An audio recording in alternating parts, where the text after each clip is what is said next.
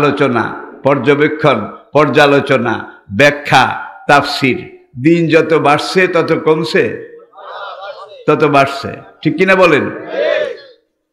তাহলে বোঝা গেল একটা জিনিসের এখনো বেল আছে, ঠিক বেল আছে।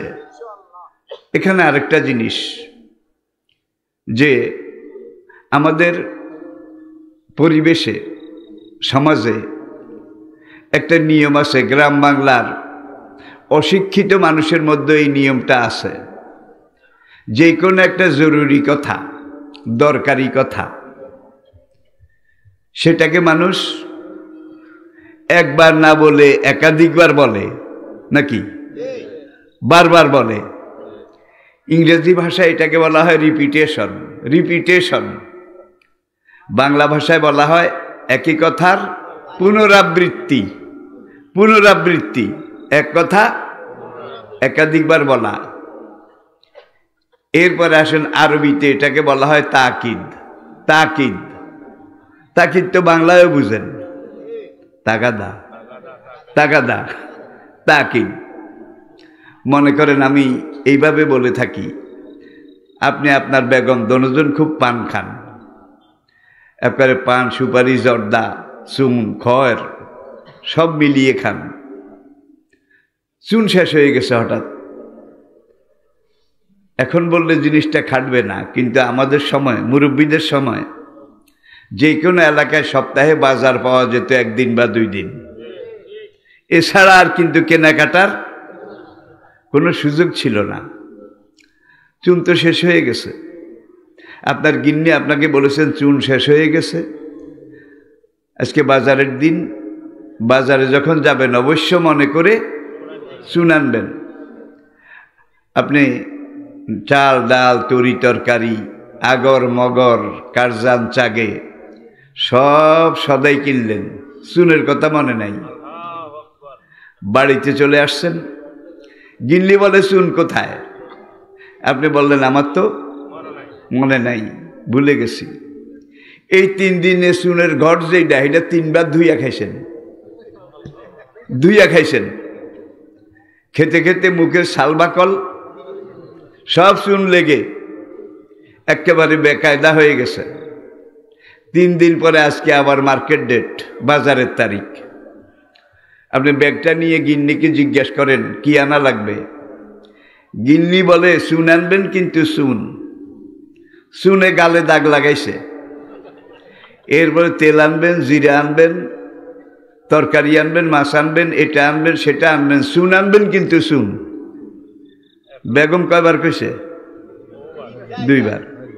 আপনি বের হয়ে যাচ্ছেন, বেগম আবার বলে দেখুন মুখ পুড়ে গেছে, আপনারও গেছে, আমারও গেছে, অবশ্যই চুন আনবেন। আপনি চলে গেছেন। এখন আপনার বেগম 3-4 বছরের একটা বাচ্চা আছে, ওই বাচ্চাটাকে বলে বাবা তুই যা, এক দৌড়ে তোর বাবারে আবার চুনের কথাটা মনে করাই দিয়ে আয়। এখন বাচ্চা পিছন থেকে ডাকে আব্বা আব্বা। আপনি দাঁড়াইলেন, কিরে বাবা? আম্মু বলেছে বাজার থেকে অবশ্যই চুন আনবেন, কিন্তু চুন চুন চুন। এই 4 বছরের বাচ্চারা এটা কে শিখাইল? দেখছেন, সেও কিন্তু একবার বলে নাই চুন আনবেন, সে চুন কথাটা। তাহলে এইটাতে আমরা একটা বুঝলাম, দুনিয়ার যেই কোনো ভাষায়, যেই কোনো এলাকায়, জনপদে, দুনিয়ার সব জাতি, গোত্র, ধর্ম নির্বিশেষে একটা কথা যদি জীবনের জন্য বেশি প্রয়োজন হয়, তখন সেই কথাটাকে একবার বলে না, কি বারবার বলে। এখন কোরআনে সূরা কামার, একটা সূরার মধ্যে, সূরাটাও বড় নয়, আল্লাহ পাক একটা কথা 3 বার বলেছেন, 4 বার। কথাটা কি? যেটা আমি এইমাত্র বললাম, ওয়ালাকাদ ইয়াসসারনাল কুরআনা লিযিকরি ফাহাল মিন মুদ্দাকির। নিঃসন্দেহে আমি আল্লাহ এই কোরআনকে বুঝার জন্য সবচেয়ে সহজ করে দিয়েছি। ইয়াসসারনাল কুরআনা লিযিকরি, নিশ্চয়ই আমি আল্লাহ এই কোরআনকে পড়ার জন্য সবচেয়ে সহজ করে দিয়েছি। ইয়াসসারনাল কুরআনা লিযিকরি, নিঃসন্দেহে আমি আল্লাহ রাব্বুল আলামিন এই কোরআনকে যারা পড়তে চায়, বুঝতে চায়, মুখস্থ করতে চায়, কোরআন অনুযায়ী চলতে চায়, বলতে চায়, কোরআন অনুযায়ী চলা, কোরআনী জীবন গঠন করা আমি আল্লাহ সবচাইতে সহজ করে দিয়েছি। হালমিম মুদ্দাকের, তোমাদের মধ্যে কেউ আসো নাকি এই কোরআনকে জীবনে গ্রহণ করবে? আসুন, এইবার আমরা খুব সংক্ষেপে, একজন মানুষ যখন সে ঈমান এনেছে, মান কালা লা ইলাহা ইল্লাল্লাহ ফাহুয়া মুমিন, যে ব্যক্তি মুখে এই কথা স্বীকার করেছে লা ইলাহা, আল্লাহ ছাড়া কোনো ইলাহ, কোনো রব, কোনো মাবুদ, কোনো খালেক, কোনো মালেক, কোনো রাজেক, কোনো সৃষ্টিকর্তা, কোনো পালনকর্তা, কোনো জীবনদাতা, কোনো মৃত্যুদাতা, কোনো আইনদাতা, কোনো হুকুমদাতা, কোনো সুখদাতা, কোনো দুঃখদাতা আল্লাহ ছাড়া কেউ আছে? নাই। জীবনের সব কিছুর মালিক একজন, লা ইলাহা। এটা পড়ে যারা আল্লাহর কাছে সারেন্ডার হয়, আত্মসমর্পণ করে, তখন তার মর্জি, তার রুচি, তার ইচ্ছা এটা তার কাছে থাকে না। তার জীবনের পুরা মর্জি, তার জীবনের সব ডিমান্ড, সব কাজ আল্লাহর কাছে সারেন্ডার করা হয়। লা ইলাহা, আল্লাহ ছাড়া কোনো ইলাহ নেই, কোনো রব নেই। এটা যখন সে বলেছে, সেইবার আল্লাহর আইনের কাছে সারেন্ডার করেছে, আল্লাহ ছাড়া কোনো ইলাহ নাই। এখন সে খাবে আল্লাহর হুকুম মতো, সে চলবে আল্লাহর হুকুম মতো, সে বলবে আল্লাহর হুকুম মতো। মান কালা লা ইলাহা ইল্লাল্লাহ মুহাম্মাদুর রাসূলুল্লাহ, এই কালেমা যে মনে প্রাণে একবার মেনে নিয়েছে, স্বীকার করেছে, বিশ্বাস করেছে, নবী বলেন ফাদা খালাল জান্নাহ, সে হাসরের দিন বিনা হিসাবে জান্নাতে প্রবেশ করতে পারবে। বলুন আলহামদুলিল্লাহ। তাহলে বোঝা গেল এই কালেমা লা ইলাহা ইল্লাল্লাহ এটা যারা গ্রহণ করেছে তাদের এখন আর নিজের ইচ্ছার উপরে জীবন চলবে না, নিজের পরিকল্পনার উপরে চলবে না, তাদের জীবনের সব কিছু চলবে আল্লাহর ইচ্ছা অনুযায়ী, আল্লাহর মর্জি অনুযায়ী। লা ইলাহা, আমি সারেন্ডার করেছি আমার মালিকের কাছে। এখন আপনি জীবনের যত কিছু করবেন সব কিন্তু আল্লাহর হুকুম মতো করতে হবে, তাহলেই তো সারেন্ডার হবে, আত্মসমর্পণ হবে। সেনাবাহিনীর কোনো সদস্য যদি যুদ্ধের ময়দানে নড়তে নড়তে, যুদ্ধ করতে করতে সারেন্ডার করে, যখন সে তখন সেখানে যতদিন সে থাকে সে নিজের ইচ্ছা মতো বোধহয় চলতে পারে, বলতে পারে, শুইতে পারে, খাইতে পারে, কইতে পারে, কিচ্ছু পারে না। আরেকজনের ইচ্ছা মতো, হুকুম মতো চলা লাগে নাকি লাগে না? যেটা আমাদের ঊর্ধ্বতন কর্তৃপক্ষ কার কাছে সারেন্ডার করেছি? হু আল্লাহুল্লাযী লা ইলাহা ইল্লাহু, আমি সারেন্ডার করেছি আমার ওই রবের কাছে যিনি ছাড়া কোনো ইলাহ। আল মালিকুল কুদ্দুস সালামুল মুমিনুল মুহাইমিনুল আজিজুল জাব্বারুল মুতাকাব্বির, কোন ক্ষমতা তার না আছে? ইনিল হুকম ইল্লা লিল্লাহ, তার উপরে কোনো হুকুমদাতা আছে? কোনো আইনদাতা কেউ আছে? ইন্নাল্লাহা হুয়ার রাজ্জাকু যুল কুওয়াতিল মাতিন। মানুষের দুনিয়াতে বাঁচতে হলে খাওয়া লাগে।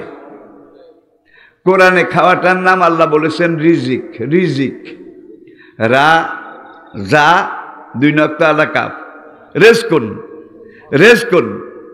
এখন আপনি যখন লা ইলাহা ইল্লাল্লাহ পড়েছেন তখন আপনার এই বাঁচতে হলে খাওয়া লাগে, এই খাওয়াটাও আল্লাহর আইনের কাছে সারেন্ডার করতে হবে। আমি আল্লাহর কাছে সারেন্ডার করেছি, এখন আমি কি খাবো? আল্লাহ যেটা খেতে বলেন কি সেটা আমি খাবো।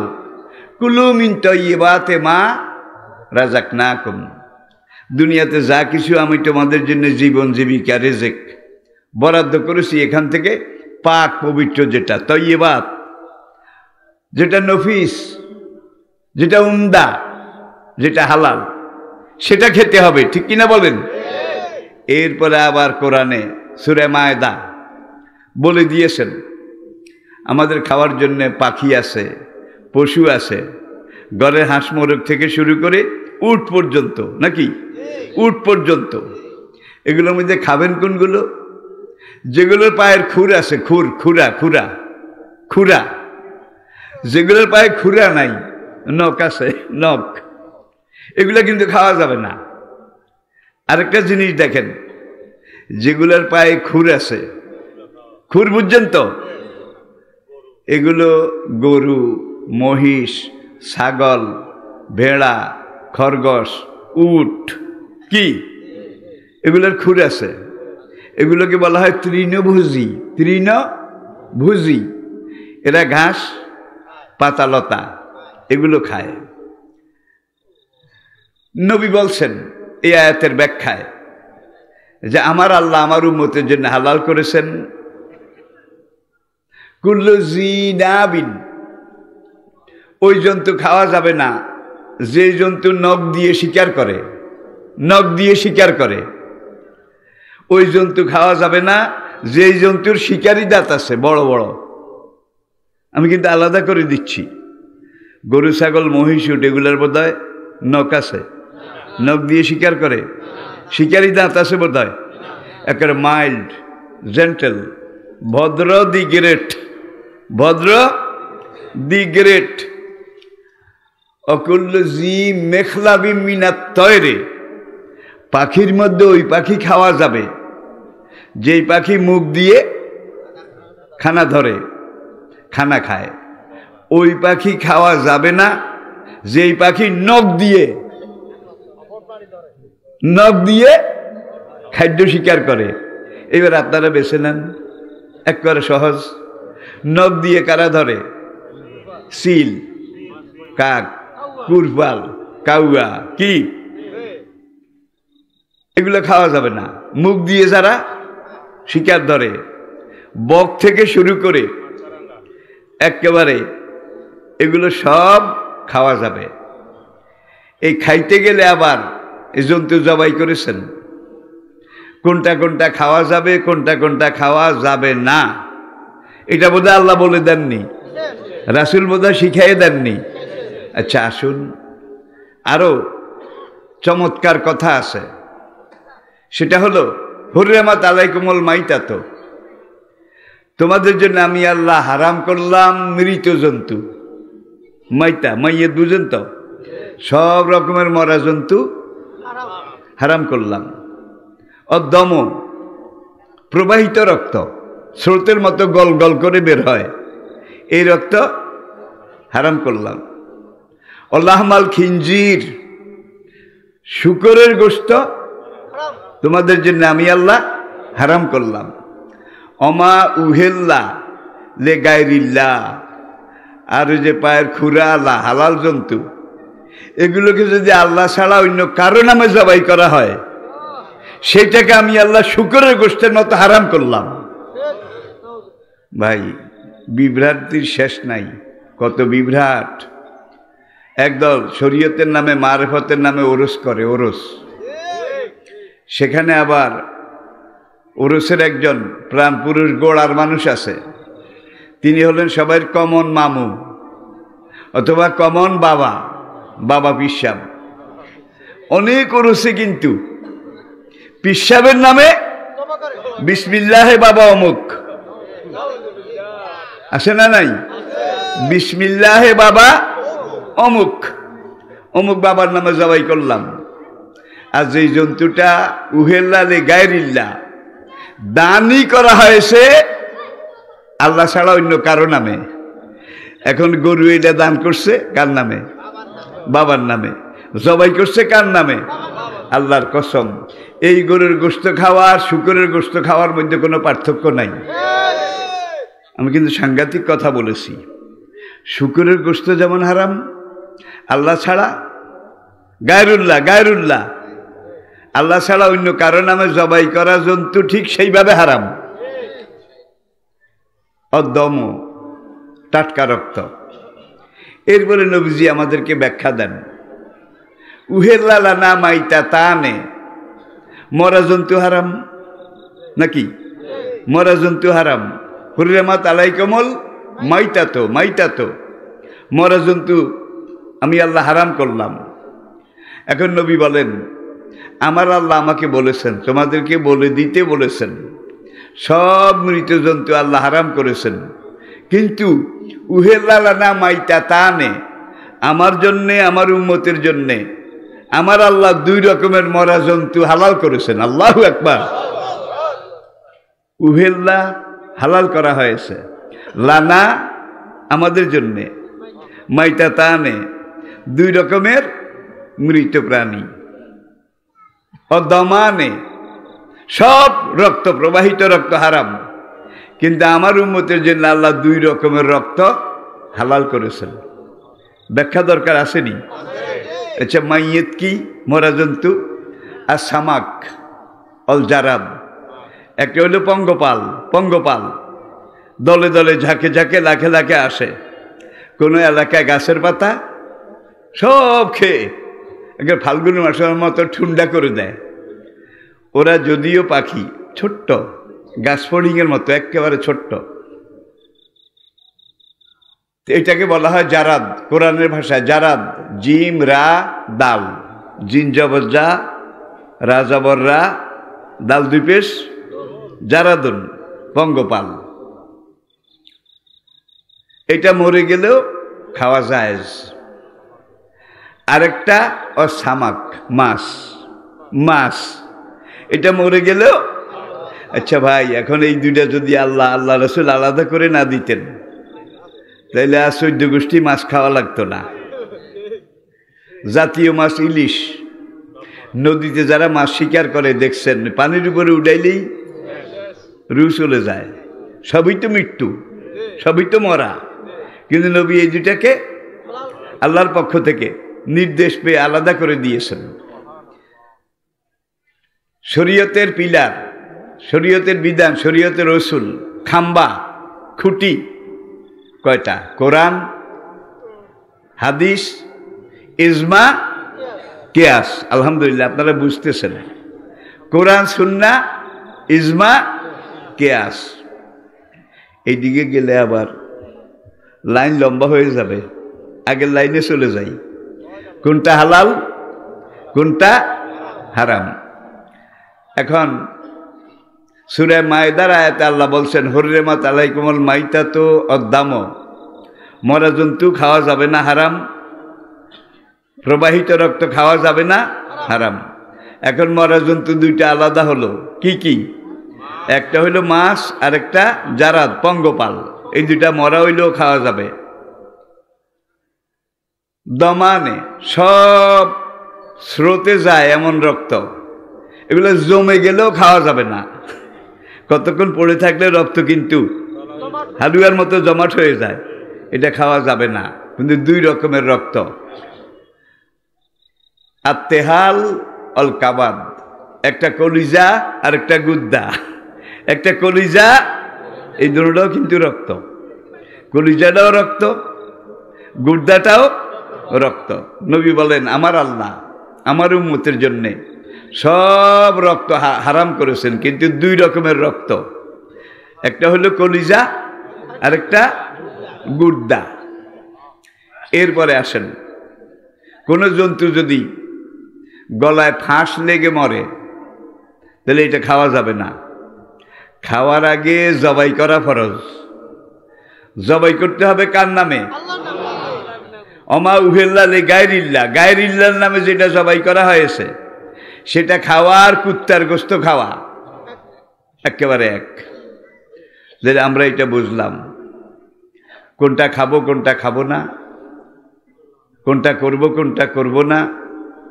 এরপর আসুন ইসলামী জীবন, এটা কত সহজ। ইসলামী জিন্দেগি, ইসলামী জীবনযাপন, আল্লাহর কসম এটা সবচেয়ে সহজ। 5 ওয়াক্ত সালাত আপনাকে আদায় করতে হবে। কি? মান তারাকা সালাতা মুদাম্মিদান ফাকাদ কাফারা।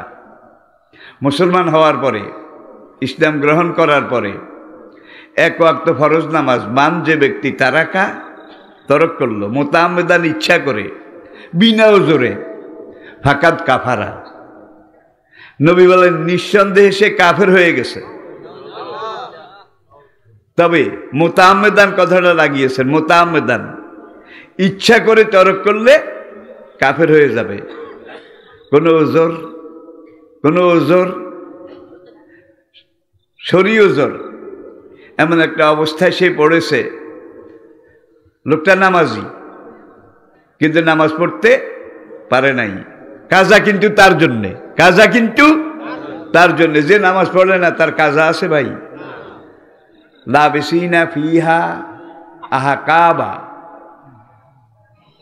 সূরা নাবার এই আয়াতে সকল মুফাসসির, সকল ইসলামী বিশেষজ্ঞ, এনাদের মধ্যে সাহাবী, তাবি, তাবে, কুরুনে সালাসা, কুরুনে 3 প্রজন্ম, এখান থেকে তরিকতের যত আলেম, মজহাবের যত আলেম, সবাই এই ব্যাপারে এক ওয়াক্ত ফরজ নামাজ বিনা ওজরে যে তরক করেছে, পড়ে নাই, তাকে 80 হুকবা জাহান্নামের আগুনে জ্বলতে হবে। সব তাফসীরকারদের এই মত, 80 হুকবা। এখন হুকবা কি?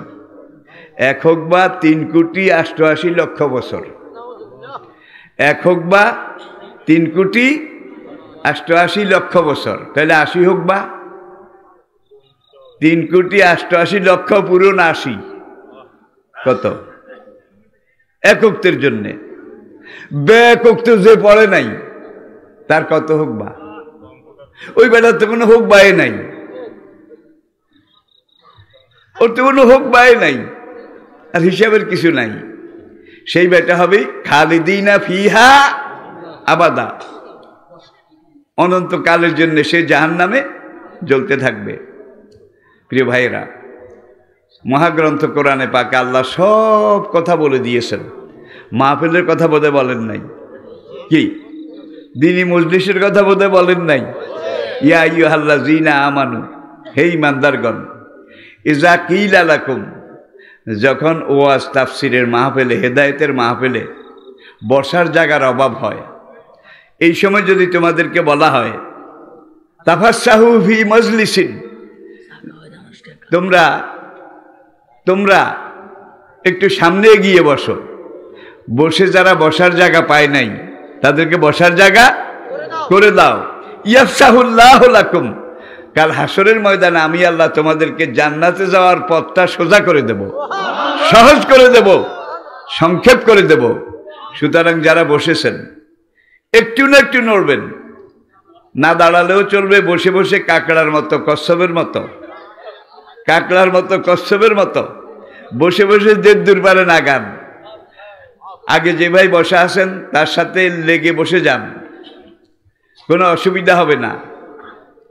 সুতরাং আমরা যে ভাইয়েরা একটুও নড়বেন না, সেই ভাইয়েরা কিন্তু এই বরকতের ভাগী হবেন না। সুতরাং একটু না একটু নড়েন। সুবহানাল্লাহি আলহামদুলিল্লাহি ওয়া লা ইলাহা ইল্লাল্লাহু আল্লাহু আকবার। জিকির কিভাবে করবেন? যখন জিকির কথাটা এসে গেল, তাই নবী আমাদেরকে জিকির শিখিয়েছেন। সুবহানাল্লাহি তামলাউস সামাআ, আল্লাহর কোনো বান্দা, আমি নবীর কোনো উম্মত, আল্লাহ পাকের প্রতি ভক্তি গদগদ হয়ে, নিবেদিত প্রাণ হয়ে একবার যদি সুবহানাল্লাহ পড়ে, তামলাউস সামাআ, তখন মালিক রব ওই উম্মতের উপরে এত খুশি হন, পুরো আসমানে যেই পরিমাণ সওয়াব ধরে সেই পরিমাণ সওয়াব আল্লাহ ওই জিকিরকারী বান্দার আমল নামায় লিখে দেন। আলহামদুলিল্লাহ তামলাউল আরদা, আল্লাহর কোনো বান্দা, আমি নবীর কোনো উম্মত যদি দ্বীনি মাহফিল মজলিসে অথবা ঘরে বিছানায় শোয়া অবস্থায়, হাঁটায়, চলায়, বলায়, জীবনের যেই কোনো ক্ষেত্রে একবার আলহামদুলিল্লাহ জিকির করে, আমার আল্লাহ এত খুশি হন, তামলাউল আরদা, পুরা জমিনে যেই পরিমাণ নেকি ধরে সেই পরিমাণ নেকি আল্লাহ বান্দার আমল নামায় লিখে দেন। ওয়া ইলাহা ইল্লাল্লাহু তামলাউ মা বাইনাস সামায়ে ওয়াল আরদ, আল্লাহর কোনো বান্দা, আমি নবীর কোনো উম্মত যদি আল্লাহ এবং আল্লাহ নবীকে ভালোবেসে যদি লা ইলাহা ইল্লাল্লাহ এই কালেমা জিকির করে, লাভ কি হবে? তামলাউ মা বাইনাস সামায়ে ওয়াল আরদ, আসমান জমিনের মাঝখানের খালি যেই জায়গা আছে এত নাকি আল্লাহ দেন এই জায়গা ভরপুর হয়ে যাবে। আল্লাহু আকবার। তামলাউল মিজান। আল্লাহর কোন বান্দা, আমি নবীর কোন উম্মত, আল্লাহর নবীর মাহফিলে বসে আল্লাহর নিয়ামত, রহমত, শায়ানে শানে কুদরত এগুলোর কথা শুনে একবার যদি সে পড়ে আল্লাহু আকবার, তামলাউল মিজান, নবীজি বলেন কাল হাসরের আদালতে তার জন্য যে মিজানের পাল্লা কায়েম করা হবে, ওয়াকিমুল ওয়াজনা বিল কিসতি ওয়ালা তুকসিরুল। আল্লাহু আকবার। আল্লাহ এত খুশি হন যে বান্দা পড়বে তার নেকের পাল্লা, মিজানের পাল্লা আল্লাহু আকবারের সওয়াবে আল্লাহ ভরপুর করে দেবেন। অদৃষ্টে নির্মম পরিহাস। আজকে দুনিয়ার কোন মুসলমান তারা বলে আল্লাহু আকবার বললে তারা অখুশি, তারা নারাজ। আল্লাহু আকবার এটা সাম্প্রদায়িক, আল্লাহু আকবার এটা জঙ্গিবাদ, আল্লাহ সবচেয়ে বড়, এটা জঙ্গিবাদ। কেন? তাইলে আল্লাহর চেয়ে বড় বোধহয় আরো কেউ তাদের কাছে আসে আর কি। এই জন্য ওইটাকে তারা একটু অ্যাভয়েড করে, এড়িয়ে চলার চেষ্টা করে। ঠিক কিনা বলেন? প্রিয় ভাইরা, কোন দিক রেখে কোন দিক বলবো? আজকে আমার ডায়েরি একটু বেড়াই গেছে, বেড়াই যান বুঝেন তো, যার জন্য আমি একটু বেকায়দায় আসি ভাই। হ্যাঁ, কমিটির ভাইয়েরা জানেন আমি জীবনে একবারও 2 মাহফিলে গেছি এমন একটা রেকর্ড আমার জীবনে নাই। আজকে ওই যে বাংলাদেশে কয় মাইনকা সিপাত আটকিছি, মাইনকা সিপাত, ওই ডায়েরিতে একটু ভুল হয়ে গেছে। This enough. আসুন এখন আল্লাহু আকবার, আল্লাহ জিক্রুল্লাহে আকবার, সবচেয়ে বড় জিকির আল্লাহু আকবার। জোরে কোন আল্লাহু আকবার। এরপরে আসুন আল্লাহ রাব্বুল আলামিন আমাদেরকে যেটা বলেছেন, ইয়া আইয়ুহাল মুদ্দাসসির মুজাম্মিল কুম ফানজির ওয়া রাব্বাকা ফাকাব্বির, তোমার রবের তাকবীর জোরে বলো, আল্লাহু আকবার, রাব্বাকা ফাকাব্বির। কোরআনের আদেশ নাকি? আর হাদিসে আল্লাহু আকবার তামলাউল মিজান, নেকের পাল্লা ভরপুর হয়ে যাবে। বদরে আল্লাহু আকবার, উহুদে আল্লাহু আকবার, খন্দকে আল্লাহু আকবার, হুনাইন তবুকে আল্লাহু আকবার, মক্কা বিজয়ে আল্লাহু আকবার। ছিল নাকি ছিল না? ঐতিহাসিক বালাজুরি, তবকাতে ইবনে সাদ তারা লিখেছেন, আল্লামা ইবনে জারির আত-তাবারি তিনি লিখেছেন, ইবনে সাদ লিখেছেন যে বদরে মুসলমানরা যে আল্লাহু আকবার দিয়েছিল, আর বনু মুদলাস গোত্রের যেই যাযাবর বেদুইন সোরাকা হিজরতের সময় নবীজির মাথা কাটতে গেছিল, মাথা কাটতে হিজরত করে যাওয়ার সময় মক্কার কাফেররা 100 উট পুরস্কার ঘোষণা করেছিল। 100 উট মুহাম্মদের কল্লা যে এনে দিতে পারবে তাকে 100 উট। এখন চারিদিক থেকে মানুষ এই উজাই আর কই যেরম টোকায়, আজকালকার পোলা মানে বুঝবে না, বুড়িয়ারা দচ্ছে উজাই আর কই ভাই, এক এক কই গাবায় বেড়াইয়ে না, 4 গা 5 গা লইলে ব্যাগ ভরে যেত, খলি ভরে যেত। এখন নবীরে উজাই আর কই মতো টোকায় কাফেররা, নাঙ্গা তলোয়ার হাতে নিয়ে মোহাম্মদের কল্লাটা এনে দেব, 100 উট পুরস্কার বাগিয়ে নেব পুরস্কারের আশায়। দরে মক্কা থেকে গ্রুপে গ্রুপে, মক্কার বাইরে জিরানা পর্যন্ত প্রত্যেক বেদুইন গোত্রের নেতারা নেমে গেছে তলোয়ার নিয়ে, কার কল্লা আনার জন্যে? নবীজির। 100 উট পুরস্কার পাবে। রাখে আল্লাহ আর মারে আল্লাহ, রাখে কে? এটা তো আমাদের ঈমান। বিভিন্ন জায়গায় বিভিন্ন ঘটনা ঘটেছে। বনু মুদলাস গোত্রের এই যুবক, তার নাম ছিল সোরাকা, ওলামায়ে কেরাম এগুলো জানেন। এখন সোরাকাও তলোয়ার একটা লইয়া, আরবি একটা ঘোড়ার পিঠে চড়ে সে যখন নবীর তালাশে বের হয়েছে, এখন এক জায়গায় দেখে যে 3টা উট, সামনের উটে আবু বকর রাদিয়াল্লাহু তাআলা আনহু বসা, পড়েন আলহামদুলিল্লাহ। তার পিছনে 2 নম্বর উটে নবী পাক সাল্লাল্লাহু আলাইহি ওয়াসাল্লাম বসা। এরপরে সামনে আরেকটা উট একবার পিছে যায় আবার সামনে যায়। এই উটটা হলো গার্ড পাহারাদার, একজন মুশরিক। আবু বকর রাদিয়াল্লাহু তাআলা আনহু তাকে চিনতেন। এখন মক্কা থেকে হিজরত করে মদিনায় যাওয়া লাগবে। দেখেন মদিনা মক্কা থেকে কোন দিকে? উত্তরে। আলহামদুলিল্লাহ, মক্কা থেকে সোজা উত্তর দিকে। নবীজি জানেন কাল সকালে ওরা আমাকে যদি না পায় তাহলে উত্তর দিকে দৌড়বে, কি উত্তর দিকে খুঁজবে। কারণ মক্কার কাফেররা সব জানে আমি হিজরত করলে মক্কা থেকে মদিনায় যাব। এই ব্যাকগ্রাউন্ড আল্লাহ তৈরি করে দিয়েছে। বাইতে আকাবায়ে উলা, বাইতে আকাবায়ে সানিয়া, আওস এবং খাজরাজ গোত্রের মদিনার দুই দল মদিনাবাসী দুইবার হজে এসে নবীর হাতে বায়াত করেছিলেন। বাইতে রিদওয়ান, আকাবায়ে উলা, আকাবায়ে সানিয়া, যে বায়াতকে আল্লাহ বলছেন যারা নবীর হাতে বায়াত করেছে, হুদায়বিয়ার সন্ধির সময় নবীর হাতে যারা ওয়াদা দিয়েছে ইসলামের জন্য জীবন দেব, আমি আল্লাহ তাদের উপরে রাজি হয়ে গেছি। লাকাদ রাদিয়াল্লাহু আনিল মুমিনিনা ইয ইউবাইউনাকা তাহাতিশ শাজারাতে, একটা গাছের নিচে আপনার সাহাবীরা যখন আপনার হাতে হাত দিয়ে জীবনের বিনিময়ে ইসলামকে সাহায্য করবে, নবীকে সাহায্য করবে, সেই দিনই আমি এই সাহাবাদের উপরে রাজি হয়ে গেছি। কেমন রাজি হয়েছি? রাদিয়াল্লাহু আনহুম ওয়ারাদু। ইস, কোরআনে দেখেন এক আয়াত আর এক আয়াতের কিভাবে টানে। একটা আয়াতে তাফসীর করতে গেলে কোরআনের সব আয়াত এটার মধ্যে আনা যায়, একমাত্র কোরআন। এখন সুরাকা একবারে নবীকে ধরার জন্য কাছাকাছি এসে গেছে। পিছন থেকে ওই গার্ড মুশরিক 500 দিনার, আরেক বর্ণনায় দিরহাম, 500 দিরহাম এই মজুরির বদলে। তার নাম ছিল আব্দুল্লাহ ইবনে আরাকিত। আব্দুল্লাহ ইবনে আরাকিত, সে মুশরিক। এখন আবু বকর 500 দিরহাম দিয়ে তাকে কন্ট্যাক্ট করলো, আমরা যদি লোহিত সাগরের পাড় দিয়ে উত্তর দিকে মদিনার দিকে যাই, এই মদিনা হয়ে ইয়াম্বু হয়ে সিরিয়া, দামাস্ক, মিশর, এখান দিয়ে এটা তাদের জাতীয় রোড, সবাই এখান দিয়ে আসা যাওয়া করে। এখন নবীজি চিন্তা করলে আমরাও যদি ওই পথে যাই, ওরা তো এই পথেই আমাদেরকে খুঁজবে, সুতরাং বেপথে যাওয়া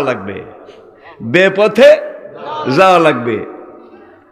এখন বেপথে মদিনায় কে আমাদেরকে হেল্প করতে পারবে, সাহায্য করতে পারবে? আবু বকর বললেন আমার একজন পরিচিত মুশরিক আছে, সেই বেপথে মদিনায় আসা যাওয়া করে। হ্যাঁ, তখন আবু বকর তার সাথে কন্ট্যাক্ট করলেন। সে হাঁটার পথে একবার সামনে যায় আবার পিছনে আসে। কেউ আসে নাকি? নবীকে ধরে নাকি? এই বেড়ায় কিন্তু সেদিন যদি নবীকে এই অপরিচিত রাস্তায় না নিত তাইলে কিন্তু বিপদ আরো কমতো না বাড়তো? আচ্ছা, এখন কোরেশা খালি উত্তর দিকে টোকায়, নবী গেছে সোজা দক্ষিণ দিকে। আল্লাহু আকবার। সাওর পর্বতের গুহা কাবা থেকে কোন দিকে? আরাফাত ময়দান, সোজা দক্ষিণ দিকে। এখন দক্ষিণ দিকে কেউ যায় না। নবী এখানে 3 দিন 3 রাত, ইতিহাস অনেক লম্বা। 3 দিন যখন কেউ খুঁজে পায় নাই, ওদের টেম্পার অনেকটা ডাউন হয়ে গেছে। 3 দিন চলে গেছে, মুহাম্মদ তো মদিনা না গেলেও কাছাকাছি চলে গেছে, আর তো ওকে পাওয়া যাবে না। বনু মুদলাজ গোত্রের সুরাকা, সে যখন এই 3 জনকে ধরে ফেলবে, কাছে এসে গেছে। আবু বকর বললেন ইয়া রাসূলুল্লাহ, ওই যে একটা লোক দ্রুতগামী ঘোড়া আমাদেরকে ধরে ফেলবে। নবী জোরে জোরে কোরআন তেলাওয়াত করা শুরু করলেন। তার ঘোড়ার 4টা পা বালুর মধ্যে ডেবে গেল, 4টা পা। এবার সে নেমে যত টানাটানি করে, ঠ্যাঙ্গারও নিচের দিকে যায়। তার মনে সন্দেহ হইল যে লোকটার মধ্যে কিছু না কিছু আছে। তাকে ধরার জন্য টার্গেট করেছি, ধরবো, এই সময় আমার ঘোড়া ডাবে কেন? এইবার সে বলে ইয়া মুহাম্মদ, আমি আপনার কোনো ক্ষতি করব না, আপনি দয়া করে আমার জন্য দোয়া করুন, আমি পারলে আপনাকে হেল্প করব, সাহায্য করব। নবী দোয়া করলেন, ঘোড়া নিজে নিজে উঠে গেল। আল্লাহু আকবার। উঠে যাওয়ার পরে হাতেতে এইবার ফ্রেশ হয়েছে, আবার ঘোড়া তুলছে। নবী এই সময় কিন্তু বেশ দূরত্বে চলে গেছেন, এই জারুয়ে আবার পিছলেছে। ঘোড়া যখন বালু থেকে উঠছে, এখন 100 উট পুরস্কার, এটা তো ছেড়ে দেওয়া, এ আবার ধরতে যায়। যখন দ্বিতীয়বার গেছে, এইবার ঘোড়াও ডেবে গেছে, ঘোড়ার পিঠ থেকে পড়ে যাওয়ার পর তার পা হাঁটু পর্যন্ত ডেবে গেছে, কোমর থেকে পায়ের আঙ্গুল পর্যন্ত পুরা 2 পা অবশ হয়ে গেছে। এখন আর লড়তেও পারে না, চড়তেও পারে না, পাও টানতেও পারে না। এইবার সে আবার কান্নাকাটি শুরু করেছে। আহারে দয়াল নবী। যখন সে আবার কান্নাকাটি শুরু করলো, তখন নবী দোয়া করলেন, ঘোড়া নিজে উঠল, তার এই প্যারালাইসিস ভালো হয়ে গেল। ভালো হয়ে যাওয়ার পরে সে নবীজির কাছে আসলো। আসার পরে বলে, আমি আপনার কল্লা কাটবো না, আমার 100 উটের দরকার নাই, আমি 2 ধাক্কা খাইছি, 2 ধাক্কা 2 বারে খেয়েছি, আমি আপনার কোনো ক্ষতি করব না। কিছু কথাবার্তা হলো। নবী তখন সুরাকাকে মুস্কি হেসে বললেন, সুরাকা, ওই দিনটা কেমন হবে, ওই সময়টা কেমন হবে যেই দিন তোমার গায়ে ইরান রাজার রাজ পোশাক পরানো হবে। 2টা সুপার পাওয়ার ছিল তখন, একটা রোম আর একটা কায়সার, একটা পারস্য আর একটা রোম। তো রোম কিন্তু নবীজির জীবিত অবস্থায় ইসলামের আয়ত্তে এসে গেছিল, কিন্তু এই জজিরাতুল আরবের পশ্চিম দিকের কিছু অংশ সহ মাদাইনে সলে, এখান থেকে লোহিত সাগর পর্যন্ত, এরপরে লোহিত সাগরের পশ্চিম পাড়ে পুরো আফ্রিকা মহাদেশ, এটা ছিল খ্রিস্টানদের, পারসিকদের এই জায়গা। তখন এই 2টা, মনে করেন একটা আমেরিকা আর একটা রাশিয়া বা চায়না, যেটা মনে করেন আর কি। এই যুগে তো আর কোরআন নাজিল হবে না। এই যুগে যদি কোরআন নাজিল হইতো, তাহলে কোরআনে সূরা থাকতো আমেরিকা। বিশ্বাস হয় না বোধ হয়। যেই যুগে কোরআন নাজিল হয়েছিল, সেই যুগে বিশ্বের সবচেয়ে বড় শক্তি ছিল রোম। কোরআন আল্লাহ সূরা একটা নাজিল করেছে, সূরায়ে রোম, আলিফ লাম মিম গোলেবাতির রুম। তাইলে কোরআন কোনটাকে বাদ দিয়েছে? সুপার পাওয়ার যারা, তাদের সাথে তোমাদের আচরণ কেমন হবে, ফরেন রিলেশন, বৈদেশিক সম্পর্ক কেমন হবে, এগুলা বোধহয় কোরআন বলে নাই। কোনটা বলে নাই একটা কন? খাওয়ার কথা, খাইলে আবার শোয়া লাগে, শোয়ার কথা তো নাই। শুইলে আবার ঘুমান লাগে, ঘুমের কথা তো নাই। অজালনা নাওমাকুম, আমি তোমাদের জন্য ঘুম এটাকে করেছি ক্লান্তি বিদূরণকারী। ওরে দুনিয়ার মানুষ, ঘুমকে আমি করেছি তোমাদের জন্য, তোমাদের দেহের, তোমাদের বাল্ব, তোমাদের হার্ট, তোমাদের লিভার, তোমাদের কিডনি, তোমাদের পিত্ত, তোমাদের ব্লাডার, তোমাদের মস্তিষ্ক, এগুলা যখন কাজ করতে করতে করতে করতে ক্লান্ত হয়ে যায়, কাঁপা শুরু করে, তখন তোমরা রাত্রে খেয়ে যখন শুয়ে পড়ো, 4 ঘন্টা ঘুম গেলে দেখো যে এখানের ব্যাটারিও চার্জ, এখানে ডায়নামো চার্জ, পুরা শরীরে সব মেশিনারি চার্জ হয়ে গেছে। অজালনা নাওমাকুম সুবাতা, সূরা নাবাতে আল্লাহ পাক বলেছেন। পশ্চিমী দুনিয়ার একদল দেহবিজ্ঞানী তারা ঘুমের উপরে একাধারে 12 বছর গবেষণা করেছে। 12 বছর। কোরআন যে বলেছে নাওমাকুম সুবাতা, তারা ঘুমের উপরে 12 বছর গবেষণা করে ঘুমের অর্থ বাইর করেছে। ঘুমের অর্থ কি? 12 বছর গবেষণা করে তারা বলছে ঘুম অর্থ ঘুম, ঘুম অর্থ মানুষ ঘুমায়। ভাই, এটা কোনো সায়েন্স হইল? কোনো গবেষণা হইল? ঘুম অর্থ ঘুম, এটা তো আপনার গ্রামের কব্বাদালির মাও জানে, আন্দা বুড়িও জানে। এটার জন্য 12 বছর। তবে আলহামদুলিল্লাহ আজকে আধুনিক বিজ্ঞান, মডার্ন সায়েন্স গবেষণা করতে করতে করতে করতে আধুনিক বিজ্ঞানের যে কথাগুলো কোরআনের সাথে মিলে গেছে আজকে, সেই সব লাইনে বিজ্ঞান বালেগ হয়েছে, ম্যাচিউরড হয়েছে, পূর্ণতা পেয়েছে। আর যেসব লাইনে বিজ্ঞানের গবেষণা চিন্তা কোরআনের সাথে এখনো মিলছে না, বুঝতে হবে এইসব লাইনে বিজ্ঞান এখনো বালেগ হয় নাই। যেদিন বালেগ হবে কোরআনের সাথে এসে মিলে যেতে বাধ্য হবে। এখন সুরাকা বলল, ইয়া মোহাম্মদ, আমি আপনার কোনো ক্ষতি করব না, বরং আমি মদিনার দিকে যাব। এখন এখান থেকে আমি মক্কার দিকে, মদিনা না গিয়ে মক্কার দিকে যাব। কুরাইশের কোনো কাফেলা যদি আপনাকে খুঁজতে আসে, আমি বলবো আমি প্রায় মদিনার কাছে গেছি, মোহাম্মদ এই বাড়িঘরে কোথাও নাই, খামাখা তোমরা কষ্ট করিও না। ভাই যাই হোক, নবী খুশি হইলেন। খুশি হয়ে বললেন, সুরাকা, ওই দিনটা কেমন হবে যেদিন তোমার শরীরে পারস্য রাজার রাজ পোশাক, পারস্য সম্রাটের মণিমুক্তা হীরা জহরতের রাজমুকুট পরানো হবে, পারস্য সম্রাটের বাজুবন পরানো হবে, পারস্য সম্রাটের তলোয়ার তোমার কাঁধে লটকানো হবে, পারস্য সম্রাটের মহামূল্যবান সেই লেবাস জুতা মুজা তোমার গায়ে পরানো হবে। সেই দিনটা কেমন হবে? সুরাকা কয়, মোহাম্মদে কি কয়? পারস্য হইল বর্তমান দুনিয়ার সবচেয়ে বড় অক্ষশক্তি, সুপার পাওয়ার, আর আমাকে নাকি পারস্য সম্রাটের রাজমুকুট না করে পুরা পোশাক পরানো হবে। ওই দিনটা কেমন হবে? সুরাকা বলে, ইয়া রাসূলুল্লাহ, এটাও কি কোনোদিন সম্ভব? নবী বললেন, তুমি বিশ্বাস করো আর না করো, মানো না না মারো, একদিন তোমার গায়ে পারস্য রাজার পোশাক পরানো হবে। সুরাকাও শেয়ানা না সাড়ে শেয়ানা, আপনি তো মুখে কোশ্চেন পড়ানো হবে। ইয়া রাসূলুল্লাহ, আপনি আমাদের একটু লিখে দেন যে আমি সুরাকাকে কোনো একদিন পারস্য সম্রাটের রাজপোশাক আপাদমস্তক সারা গায়ে পরানো হবে। নবী তো লিখতে জানতেন না। আবু বকরকে বললেন, আবু বকর, তুমি একটা ওই উটের পুরানো হাড্ডির উপরে লিখে দাও, ওই দিনটা কেমন হবে যে দিন তুমি সুরাকাকে পারস্য সম্রাটের রাজপোশাক পরানো হবে। আবু বকর লিখে দিলেন। লিখে নবুয়তের সিল এটা লাগিয়ে দিলেন।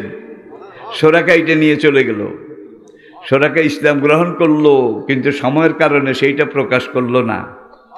যেদিন মক্কা বিজয় হলো, আল্লাহু আকবার, অষ্টম হিজরি মক্কা বিজয় যেদিন হলো, সেদিন সুরাকা মক্কা এসে হাজির। ওই বেড়া ইয়া রাসূলুল্লাহ, প্রায় 10 বছর তো চলে গেল, ইরান রাজার পোশাক তো আমার নসিবে হইল না। নবী মুস্কি হেসে বললেন, তুমি তাড়াতাড়ি করো না, হাই হুতাশ করো না, আমি যেটা বলছি সেটা হবে। ওসবর ইয়া সুরাকা, সবুর করো। ঠিক আবু বকর রাদিয়াল্লাহু তাআলা আনহু 2 বছর নবীজির পরে আমিরুল মুমিনিন। আবু বকরের পরে ওমর রাদিয়াল্লাহু তাআলা আনহু 9 বছরের কিছু বেশি। ওমরের খেলাফতের মাঝামাঝি সময়ে মুসলিম সেনাপতি আবু উবাইদা ইবনুল জাররাহ, তার নেতৃত্বে মুসলিম বাহিনী লোহিত সাগর পার হয়ে লোহিত সাগরের পশ্চিম পাড়ে গিয়ে পুরো আফ্রিকা এইটাকে যখন ইসলামের পতাকা উল্টাইলো, ইসলামের পতাকা উড্ডীন করলো, সুরাকা সারেন্ডার পারস্য সম্রাট সারেন্ডার করলো। এখন মুসলিম সেনাপতি বললেন, তোমার মুকুট খোলো। সারেন্ডারের এটা কিন্তু তোমার মুকুট খোলো, খুলে এটা জমা দিছে। এইবার তোমার গলায় যে মণিমুক্তার হার আছে এইটা খোলো, এইটা খোলো, এইটা খোলো। তোমার একটা আসামির পোশাক, কয়েদির পোশাক পরানো হবে, রাজ পোশাক, এগুলা খুলে দাও। এরপরে মুসলিম বাহিনী ফিরে আসলো। মদিনার দিকে যেদিন মুসলিম বাহিনী ঢুকে, প্রথম যে উটটা ছিল, প্রথম উট, সেই উটটার পিঠে যে একটা পালকি ছিল, হাওদা বক্স, এইটার ভিতরে ইরান রাজার সব পোশাক। ওমর রাদিয়াল্লাহু তাআলা আনহুর খেলাফতের পঞ্চম বছর তাহলে 5 এ 2 7, ওমরের 5, আবু বকরের 2, 7। এইবার ওমর রাদিয়াল্লাহু তাআলা আনহু বললেন, আইনা শুরাকা, শুরাকা কোথায়? সে মাঝখান থেকে নাচে আর কয়, লাব্বাইকা ওয়া সাদাইকা ইয়া আমিরুল মুমিনিন, ওগো আমিরুল মুমিনিন, শুরাকা আমি হাজির আছি।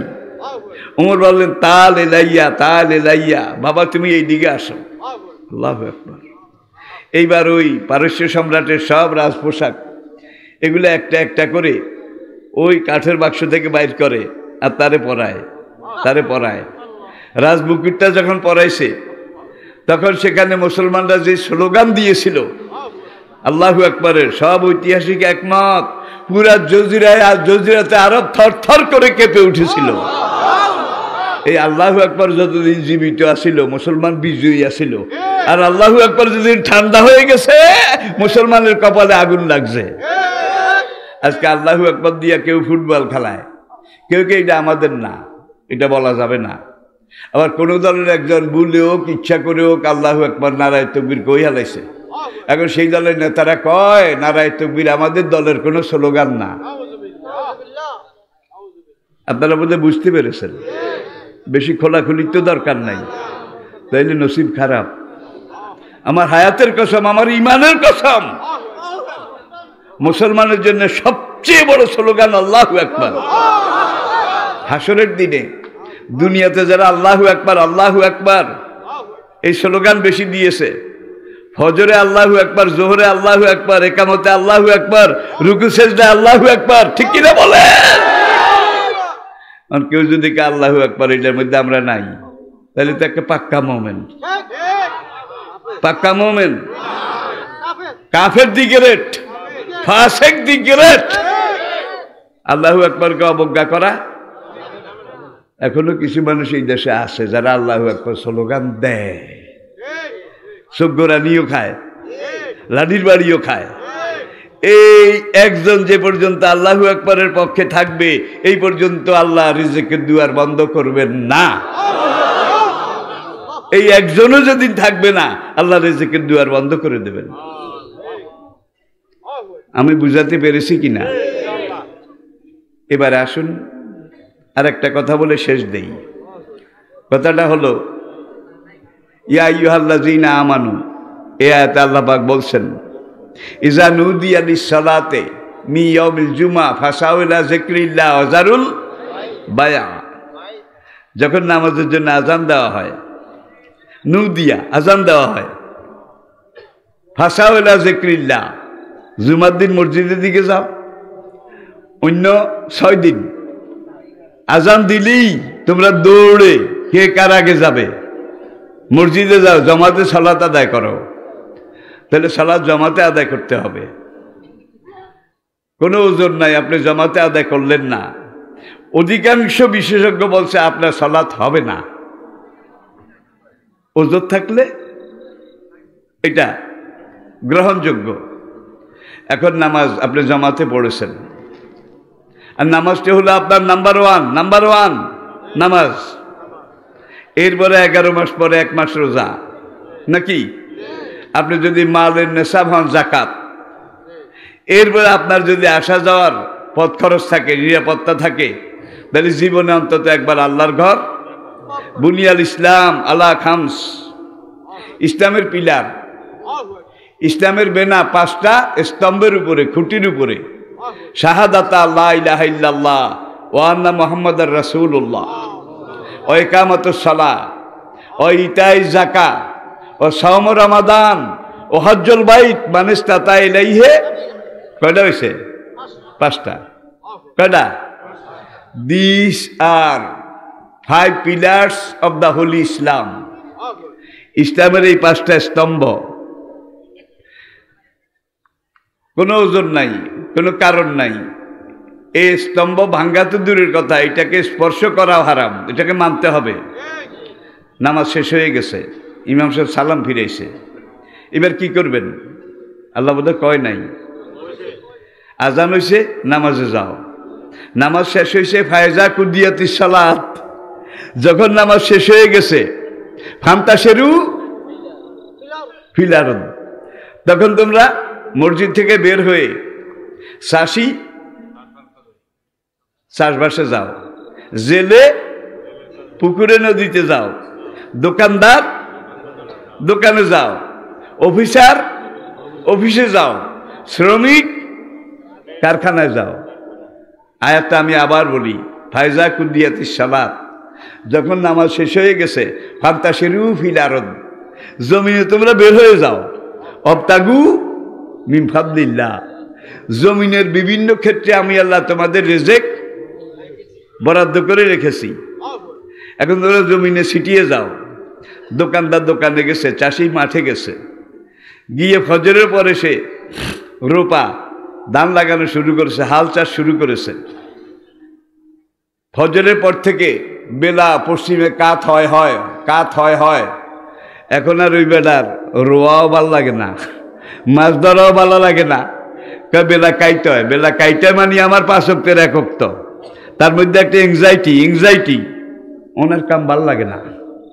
যখন বেলাটা পশ্চিমে হেলে গেছে, তখন সে দোকানটা বন্ধ করলো, দোকান বন্ধ না করলো, কিনে বেচা মুলতবি করলো। আয়াতটা আবার দেখেন, ফায়জা কুদিয়াতিস সালাত, যখন নামাজ শেষ হয়ে গেছে, ফান্তাশেরু ফিল আরদ, জমিনে তোমরা ছড়িয়ে যাও, আবতাগু মিন ফাদলিল্লাহ, জমিনে আমি আল্লাহ তোমাদের জন্য রিজিক রেখে দিয়েছি। তাহলে রিজিক তালাশ করতে হবে।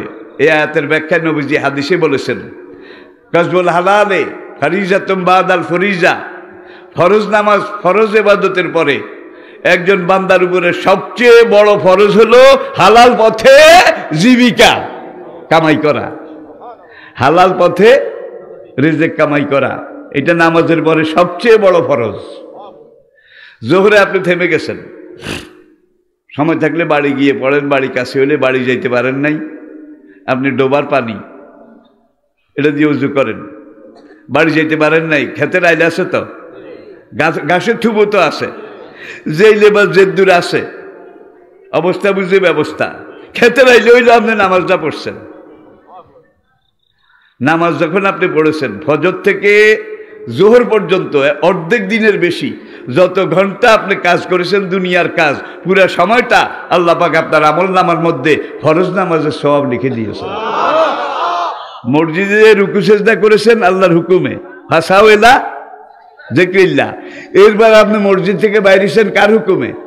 ফায়জা কুদিয়াতিস সালাত, নামাজ শেষ হয়ে গেছে, ফান্তাশেরু যাও, খেতে যাও, দোকানে যাও, যার যে ডিউটি সেখানে যাও। তাহলে মসজিদে গেছি আল্লাহর ডাকে, দোকানে গেছি আল্লাহর ডাকে। আল্লাহর হুকুম মানার নাম হইল ইবাদত, আল্লাহর হুকুম মানার নাম হইল। এইভাবে জোহর থেকে আসর, আসর থেকে মাগরিব, মাগরিব থেকে এশা, ইন্তজারুস সালাত বাদা সালাত, এক ওয়াক্ত আদায় করে পরের ওয়াক্তের জন্য অপেক্ষমান থাকা। জোহরটা পড়েছি আল্লাহ আসরটা যেন পড়তে পারি এবং পড়ে, মাগরিব পড়েছি আল্লাহ এশাটা যেন এইভাবে পড়তে পারি, এইভাবে নিয়তে থাকবে এবং চেষ্টা থাকবে। এই অবস্থায় যদি আপনি নামাজমুখী হন, হজর থেকে জোহর, জোহর থেকে আসর, আসর থেকে মাগরিব, মাগরিব থেকে এশা, এই মাঝখানের সময় যেটা আছে নামাজ ছাড়া, পুরা সময়টা আপনার আমল নামায় আল্লাহ ফরজ নামাজের সওয়াব লিখে দেবেন। 5 ওয়াক্ত নামাজ ঠিক রাখেন। এরপরে এশা পড়ে এই সময়টা একটু লম্বা নাকি, এই সময়টা একটু, আবার ভোর হবে, ফজর হবে, মুয়াজ্জিন ডাক দেবে, আসসালাতু খায়রুম মিনান নাওম, মুয়াজ্জিন যখন ডাক দেবে তখন আপনি তড়িগড়ি করে উঠে আবার ইস্তেনজা, উযু এগুলো সেরে আপনি মসজিদে যাবেন। এখন মসজিদের যে টয়লেট, এটা কিন্তু তাহারাতের অংশ। মসজিদের যে টয়লেট, পেশাবখানা, পায়খানা, এটা কিন্তু তাহারাতের অংশ। এই জন্য এটাকে বলা হয় মসজিদের অংশ। পেশাবের খুব ব্যাগ, জামাত না পাইলেও আগে পেশাব করা ফরজ। কি পেশাব করি টলি তুমি ফিরিও, আর যদি পেশাবের চাপ থাকে, এমন জোরে পেশাব আইছে, ইমামে এতে শেষ করে না, মুথড়ি যায়, এতে শেষ করে না, মুথড়ি যায়, এমন অবস্থা বোধ হয় না, হয় না বোধ হয়? তো আসেন, আপনি এশার নামাজটা পড়লেন, পড়ে খাইলেন, খাওয়াটাও কিন্তু ইবাদত, সময় থাকলে কইতাম। এরপর আপনি ঘুমাবেন, ঘুমানটাও ইবাদত। বিসমিল্লাহ পড়ে তওবা করে সূরা ফাতিহা ইখলাস এগুলো পড়ে আপনি ঘুম যান। এই ঘুমে মরণ হইলে আপনি শহীদ, শহীদি মরণ পেয়ে যাবেন। সারা রাত ঘুমাইছেন, এই পুরো রাতটা আপনার আমল নামার মধ্যে আল্লাহ ফরজ নামাজের সওয়াব লিখে দিয়েছে, ফরজ নামাজের সওয়াব লিখে দিয়েছে। আপনি লেট্রিনে যান, কিভাবে যাইবেন আল্লাহ বোধহয় কয় নাই, যা আহাদুকুম মিনাল গায়েতে। এখন লেট্রিনে ঢুকতে আপনি কোন ঠ্যাঙ্গে আগে ঢুকাইবেন এটা বোধহয় কয় নাই, কইছে। এরপরে আপনি কিভাবে পায়খানা পেশাব করবেন লেট্রিনে, দেখেন নবী শিখায়। কাপড়গুলাকে উঠাও, উপরের দিকে উঠাও, হ্যাঁ ভালো করে খোলো, খুলে টুলে এগুলার একটা বসকা গাঁটটি বানাও, গাঁটটি পোটলা বানাই। এই পোটলাটা বাম তলপেট হানিকোয়ানি সিনের নিও, বাম হানিকোয়ানি, বাম তলপেটে কাপড়ের পোটলাটা রাখো। রাখার পরে তুমি যখন এই পেশাব পায়খানা করতে বসবে তখন এই বাম তলপেটে কাপড়ের পোটলাটা রেখে সেই পোটলাটা ডান রানের উপরে রাখো। পোটলা বাম রানের উপরে বসে যখন বসবেন আল্লাহর হুকুম কোতার লাগতো না, এক চাপে চাঙ্কি খালাস। তাহলে কেমনে হাঁকবেন এটা বোধহয় কয় নাই, স্ত্রী সহবাস কেমনে করবেন এটা বোধহয় কয় নাই। কোনটা কয় নাই একটা বাইর করেন। তিবিয়ানাল লিকুল্লি শাই মা ফাররাতনা ফিল কিতাবে মিন শাই। এটা এমন কোরআন যেই কোরআনে জীবনের সব কিছু আমি আল্লাহ বলে দিয়েছি। আল্লাহ পাক আমাদেরকে বোঝার তৌফিক দান করুন। আল্লাহ গায়াতুনা অল রাসূল জাইমুনা অল কোরআন দালিলুনা অল জিহাদ সাবিলুনা।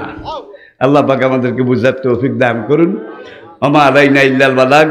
মাহফিল তো চলতে থাকবে ইনশাআল্লাহ। দেখুন দুইজন হাফেজ মাওলানা মুফতি শিব্বির আহমদ সাহেব, জাতীয় পর্যায়ের আলেম, খুব বড় আলেম, তিনি বয়ান করবেন।